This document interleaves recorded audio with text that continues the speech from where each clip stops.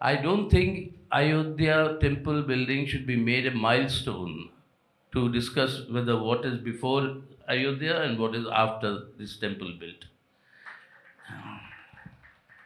So it is not a milestone. What is actually happening is that you have a continuum that has been happening for nearly a century. Not nearly, exactly a century. It was in 1923 that Vinayak Damodar Savarkar wrote a small pamphlet called Hindutva. He coined the term Hindutva.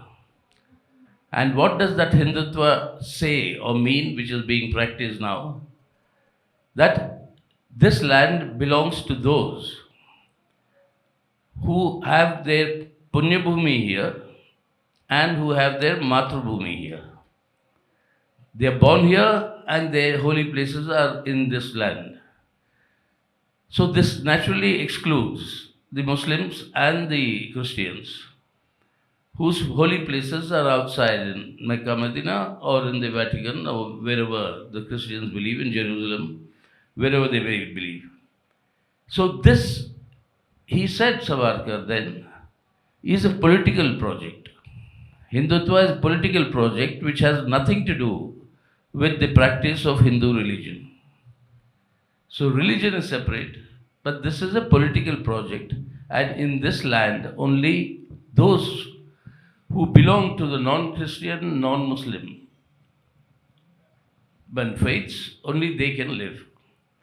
Now this was in 1923. In 1925, the RSS was born. In 1939, Golwalkar, then their supreme Sarsang Chalak, what they call their Supremo, Golwalkar wrote a treatise because the entire discussion in the national movement was Swaraj. Swa means we. He wrote a treatise on trying to explain who are we. And in that we, he says this has been since immemorial times a Hindu nation and nothing but a Hindu nation. And therefore all those are alien to Hindus. All those who do not uphold Hinduism are not nationalists and they do not espouse the national cause.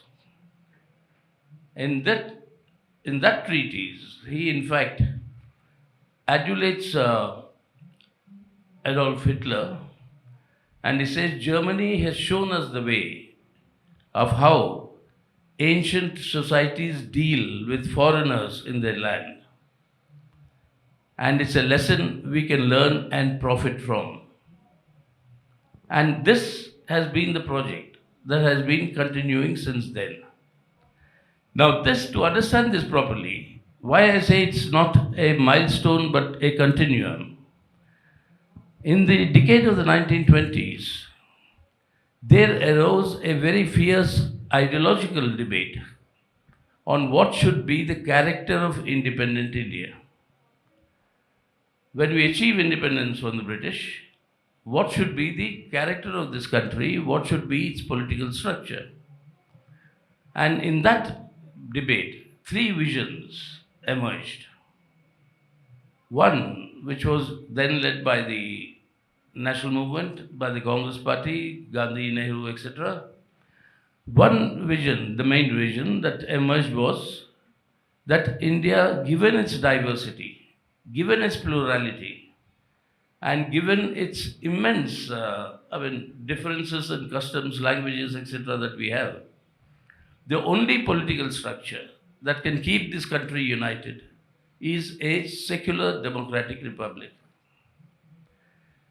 The communist vision was that, yes, of course, it has to be a secular democratic republic, but we cannot stop there. The political independence we gained from the British has to be transformed into the economic independence of every individual in the country. That means the movement should be towards socialism. As opposed to both these visions, emerged the third vision, which had a twin expression. And that was that the character of the country should be defined by the religious faith of the people.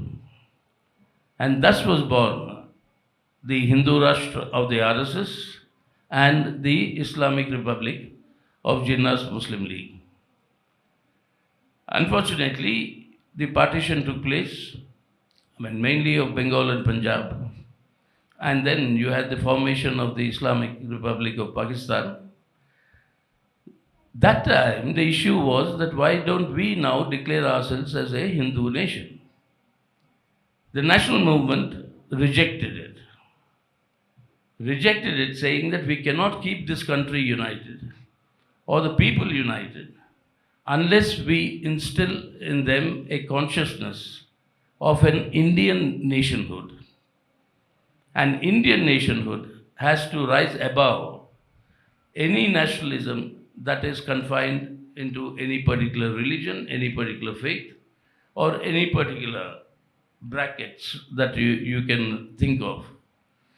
So that Indian nationhood was to be supreme, and in a reaction to that rejection by the national movement, you had Mahatma Gandhi being assassinated. He was seen as the culprit. Today, we see a lot of Bharat Ratnas being given.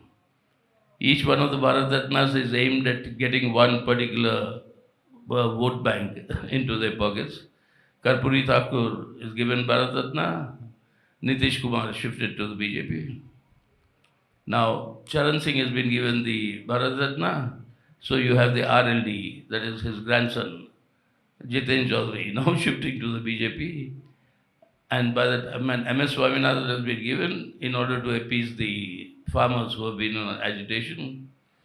So, this is actually a game being played in order to mobilize various sections of the population to support the BJP.